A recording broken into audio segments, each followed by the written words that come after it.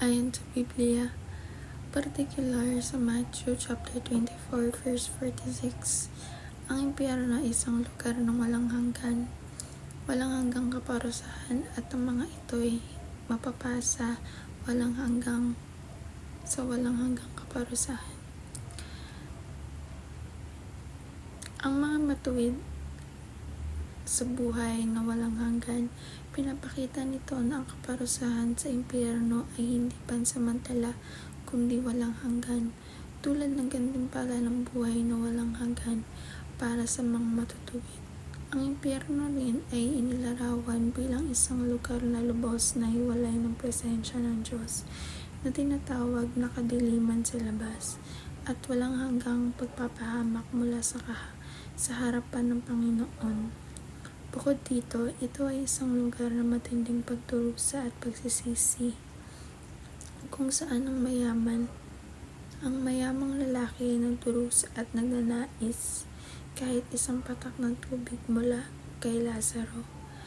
Patunay na sa impyerno ay may kamalayan, bighati at pagsisisi, ngunit wala ng pag-asa para sa kaligtasan.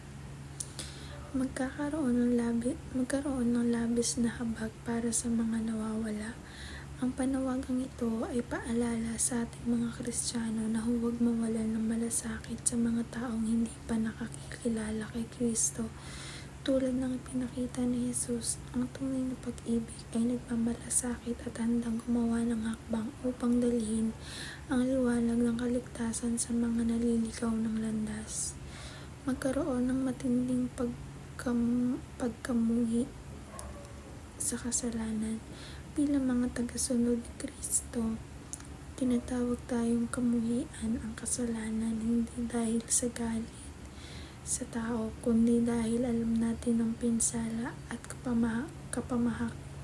kapahamakang dulot nito sa buhay ng tao at sa kanyang relasyon sa Diyos. Ang kasalanan ang dahilan ng paghihiwalay ng tao sa Diyos, kaya dapat tayong maging matatag sa pagtanggi rito habang patuloy na namumuhay sa kabanalan. Magkaroon ng malalim na pasasalamat para sa Ebanghelyo. Ang Ebanghelyo ay ang mabuting balita ng kaligtasan sa pamamagitan ni Jesucristo. Isang kaloob na hindi natin kayang bayaran, ngunit malayang ibigay ng Diyos dahil sa kanyang walang hanggang pag-ibig. Dapat itong maging sanhi ng ating patuloy na pagpapasalamat, sapagkat sa kabila ng ating kasalanan, tayo ay iniligtas, pinatawad at binigyan ng bagong buhay.